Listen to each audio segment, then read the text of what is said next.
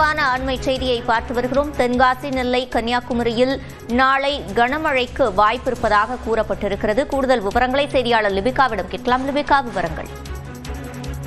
சிவரஞ்சனி, தமிழகத்தில் நாளை முதல் அடுத்த 2 தினங்களுக்கு தென் மாவட்டங்களுக்கு கனமழைக்கான வாய்ப்பு இருப்பதாக சென்னை வானிலை ஆய்வு மையம் தகவல் தெரிவித்திருக்கின்றது. அந்த வகையில் நாளை கன்னியாகுமரி, திருநெல்வேலி மற்றும் தென்காசி ஆகிய 3 மாவட்டங்களில் கனமழை பெய்யக்கூடும் எனவும், 12ஆம் தேதி கன்னியாகுமரி, திருநெல்வேலி, தூத்துக்குடி, ராமநாதபுரம் உள்ளிட்ட 4 மாவட்டங்களில் கனமழைக்கான மஞ்சள் நிற எச்சரிக்கையை சென்னை வானிலை ஆய்வு மையம் விடுத்துள்ளது. தொடர்ச்சியாக 13ஆம் தேதி கன்னியாகுமரி, திருநெல்வேலி, தூத்துக்குடி, நீலகிரி மற்றும் கோவை ஆகிய 5 மாவட்டங்களில் கனமழைக்கு வாய்ப்பிருப்பதாகவும் சென்னை வானிலை ஆய்வு மையம் தகவல் விடுத்துள்ளது.